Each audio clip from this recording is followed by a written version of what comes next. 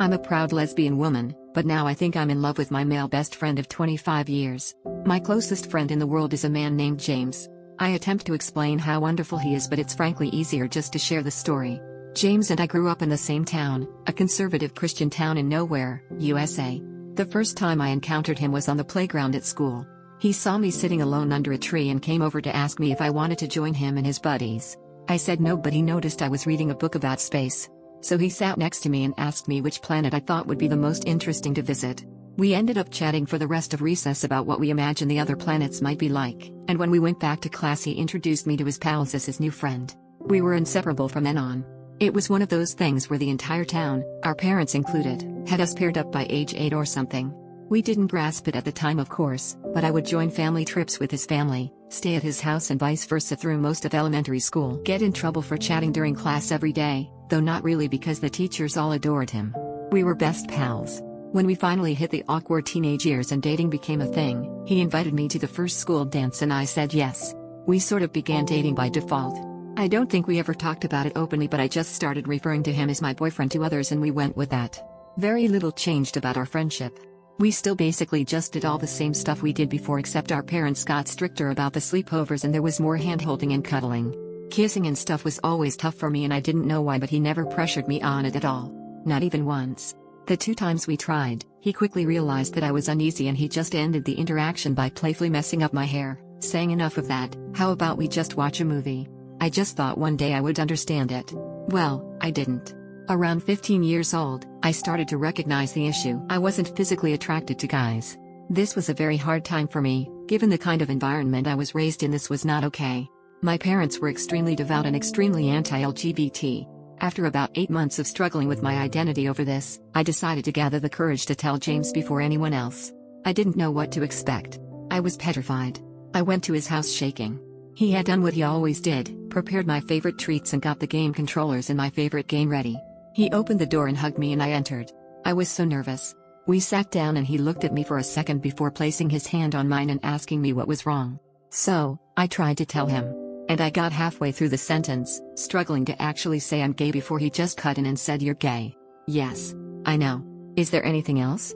Followed by that goofy grin I adore so much. I just froze. I asked him if he was upset. He just chuckled and told me he loved me the way I was, and this was the way I was. I just burst into tears and jumped into his arms. It felt like I wept for at least 10 minutes before he finally interrupted me in typical fashion, commenting, "However, I will be upset if you let the pizza rolls I made get cold. So how about we stop crying and start munching?" We stayed best friends after that. We never actually had a breakup conversation, but we did begin to date other people. We talked and hung out almost every day until we graduated and he left for a well-known college. The night before he left, he came and picked me up and we drove around town and visited all our favorite places. He drove me back home at 3 a.m. in the rain and I grabbed his hand during the drive home and dozed off on his shoulder. I remember wondering then for a moment if I should just with him anyway. But he was leaving for college, and I'm not attracted to guys, so it probably wouldn't work no matter how I felt about him. He promised to keep in touch, but I didn't know if that would happen. Well, it did. Obviously it wasn't like before, but he made sure to call me every week just to check on me and see how things were going. I went to college close to home. We talk about how tough college was, whoever we were seeing at the time and whatever issues were happening. During his 3rd year my parents found out that I was gay. They did not take it well and I was basically thrown out of my home to protect me. My parents are kind people, so this didn't last.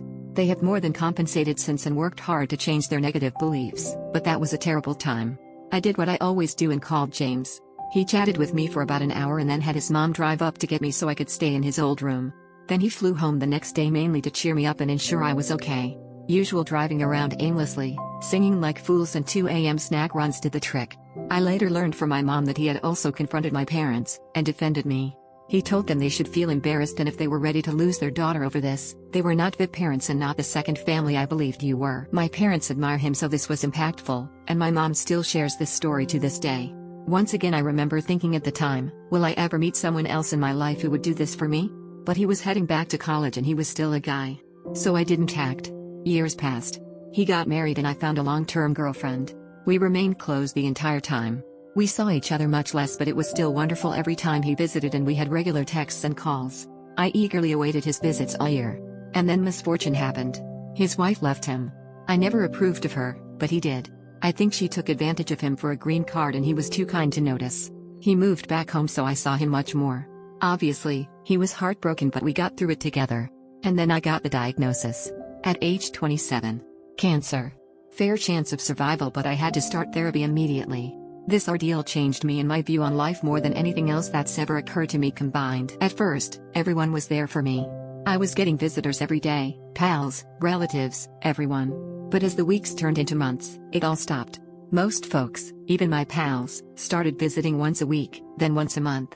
Then many not at all. When things were rough around the 8-month point, my girlfriend left me claiming she loved me but she couldn't bear watching this.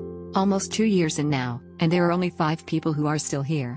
My mom, my dad, my sister, my BFF Amanda, and James. I almost can't discuss it without tearing up but James is here every single day. Every day. For hours. He might have missed 20 days in almost 2 years due to job-related travel and even then he calls me. He comes in and asks how his Amumu is doing and listens. He brings my preferred snacks when I can eat them, board games we enjoy, and old video games on handheld so we can play. He sings to me and shows me photos of places he's been that I'd like to visit and talks about taking me once I'm healed. He sits there and holds my hand in quiet so I won't be by myself until the doctors say it's time to leave. Then he repeats it the next day.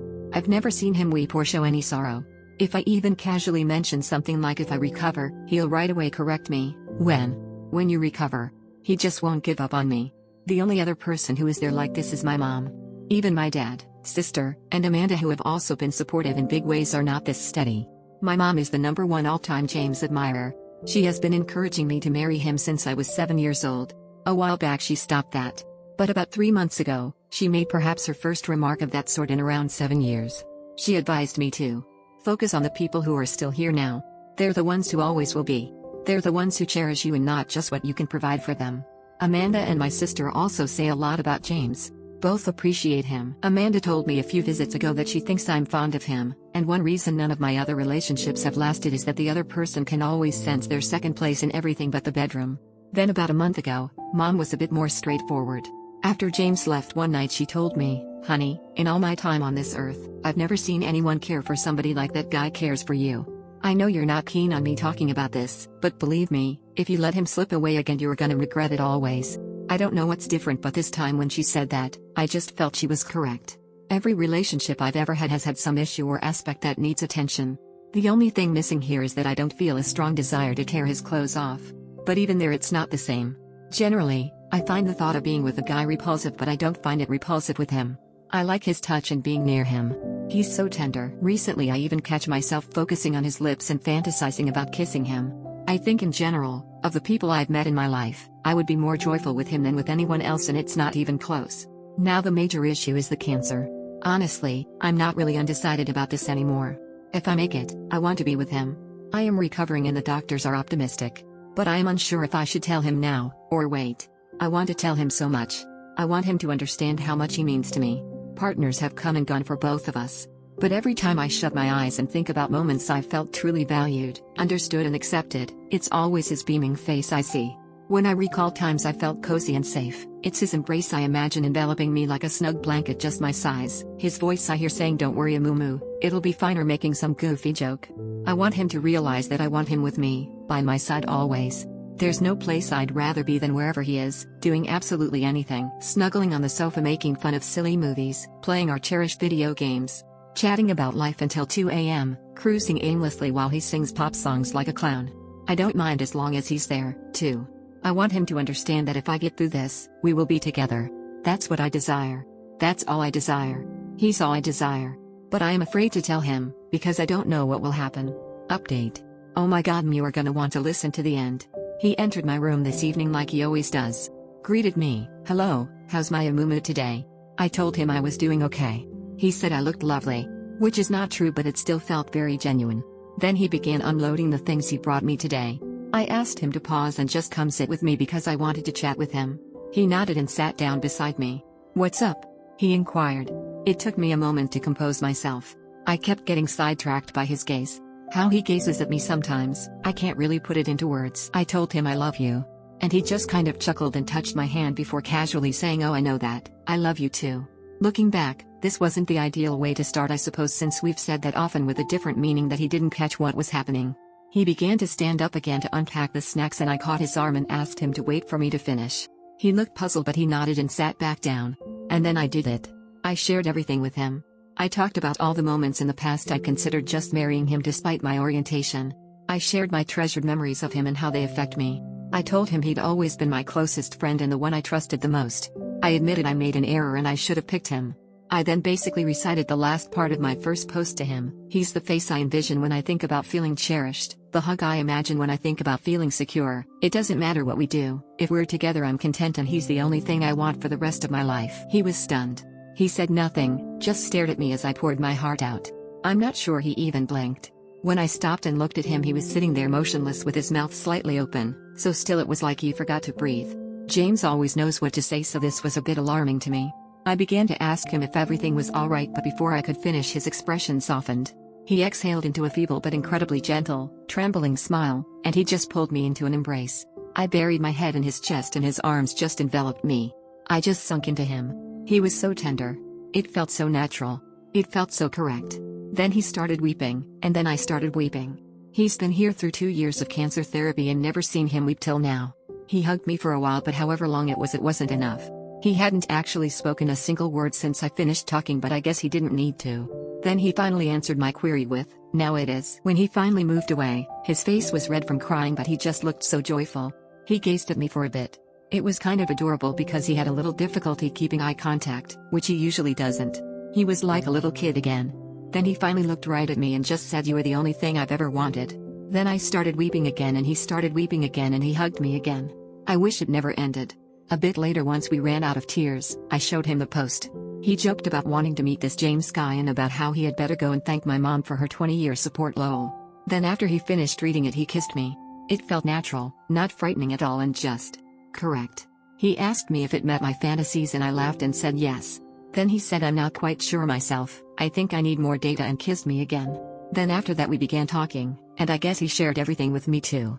He said he'd loved me since we were little kids. Told me he still has every drawing letter project I ever made for him in a safe that he took to college and has taken everywhere he's lived. We discussed the day I came out as gay to him, and how he'd figured it out earlier, but he struggled to accept it for months in secret because he had lived his entire life up to the point assuming we would be a family and desiring nothing else. He told me he often thought about our last night before college and he kept hoping that entire night I'd say something before he left, because then he'd have switched colleges to stay with me. Told me he actually took a very long way home just to prolong the time when we were holding hands and I was sleeping on his shoulder, and that it was to this day his favorite memory. Then he looked at me with those bright green eyes and said, "For me, there has never been anyone else." He loved once and then struggled through a bunch of rebounds, and even though he had learned to bury it and move on with life and was content in our friendship, his heart had only ever belonged to me. Honestly, I guess I should have known this, but I was overwhelmed. I joked that he should compete in the Olympics as a torchbearer and he said they'd never stand a chance. I'm the best there ever was. Aw. We sat and reminisced some more, mostly about when we were kids. I discovered some things I never knew because he avoided telling me how sentimental some things were for him after I came out, but I also kind of realized. I think they felt sentimental to me too. Then he sang me some of our songs. We had another hug and another kiss. Both still felt heavenly. I can't wait to grow my hair back so he can stroke it like he used to when we were kids. Then I mentioned the intimacy question, and it was the most endearing thing ever. I barely got to say anything before he began stumbling over his words like, "Look, I don't even mind, I don't need that. If we need lovers or something we can do that, it doesn't bother me. I just want to wake up with you every day." Which was sweet, but then I told him that even though I didn't know how that would work, I wanted to try with him anyway when I got better, and oh my gosh, he turned beet red and could barely look at me. Literally could not even manage to form a sentence in response, just mumbled incoherently before managing to get out, "Okay, if you're sure." This man has been married and had 6 girlfriends, but he completely just becomes bashful at the thought. It was precious. This is the only thing I'm still a bit anxious about, but I do want to try. I mean, I liked the kissing, which I thought was totally impossible. And I know that if it doesn't turn out well, it won't spoil anything and we'll still be together and just figure something else out for that one need. Then we talked about the cancer. He is so confident I'm gonna survive. It's so heartwarming. It took a while to make him take the other possibility seriously. When I finally did and I told him that it's the reason I didn't tell him sooner, he held my hand and told me that if that happens, he'd be okay because he'll always know that he was one of the fortunate ones because he was mine. My goodness, I almost lost it.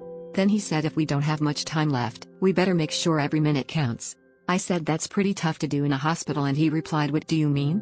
We're both here and that makes this the best place on earth." My gosh, what did I do to deserve this man? I teared up again and he hugged me one last time. Then the doctors came in. He kissed me goodnight. We both said I love you, but it felt so different. It's never felt so wonderful to say or hear those words. Then he smiled at me and left. I was so thrilled. The first thing I did was call my mom and she was just overjoyed. I think she might be happier than me, which is saying something, lol. As soon as I told her what happened and that James and I are together, she just began weeping and talking about what a fine boy he is, how she just knew this would occur and that she can relax now because she knows I will always be adored and taken care of. Plenty of her fate talk, which usually annoys me, but honestly I was so elated tonight. Forget it, I'm on board. Maybe it was destiny. I guess sometimes mom really does know best. I feel like a teenager again. I never thought I'd feel this way again in my life. I never even imagined if I did it would be for a man. Gosh, I adore him so much. Now I can't figure out what I was ever worried about or why I didn't do this years ago. Thanks so much to everyone who read my tale and helped give me the perspective and courage I needed to finally do what I should have done years ago. Now as long as my health holds up, I'll be one of the fortunate ones too, because I am his.